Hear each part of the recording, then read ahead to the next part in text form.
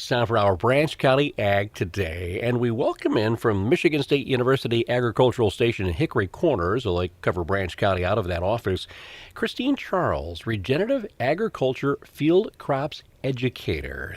That in itself is a mouthful. Practicality, what does it mean?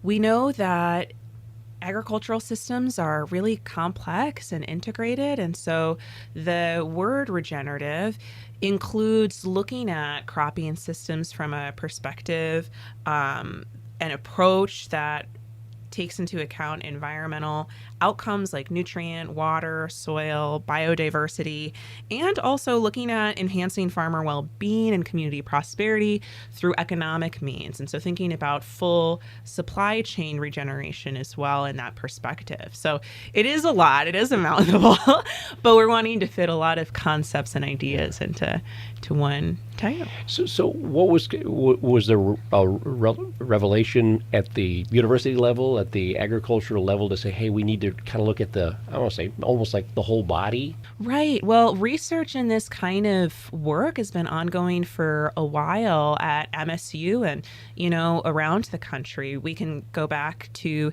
Dick Harwood, who was a professor at MSU in the 80s and 90s and had also worked quite a bit with the Rodell Institute and came up with some underlying principles around regenerative agriculture. And many people have research these concepts under different names, right? Sustainable agriculture, looking at systems approach to agriculture.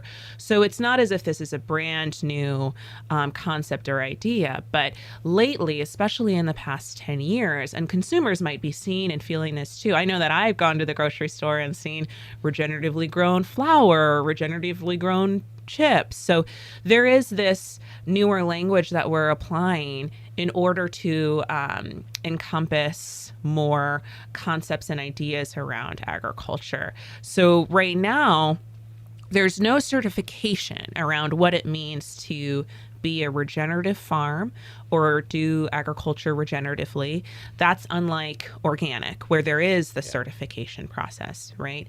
And while some people might be critical of that, and some people are pushing for more certification around regenerative, it does give us an opportunity to see a spectrum of practices and a spectrum of types of farms. And, MSU is just interested in providing resources and research to get people a little bit further on their way in that journey, right? And not defining and saying whether or not someone is or isn't regenerative. So it's an interesting world. It's a newer word, but it's not a new concept. So on a farm then, locally, say a soybean or corn or whatever it might be here locally, what would be some of those practices that would be considered regenerative that farmers might be doing?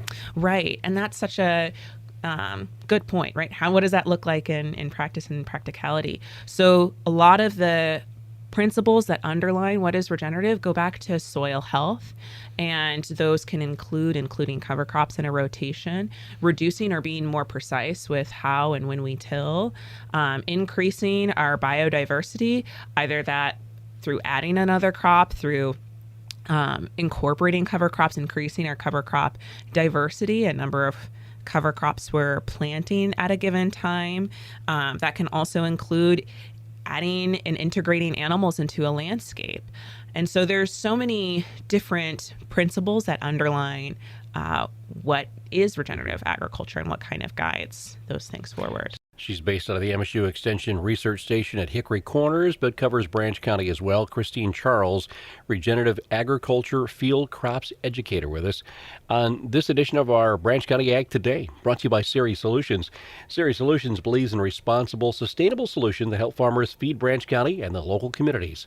Ceres Solutions believes in the balance between productivity, profit, and preservation, and they're honored to work beside producers today for a sustainable future in ag. Ceres Solutions, centered on you. Bringing you today's Branch County Ag Today on AM 1590 and FM 95.5 WTVB.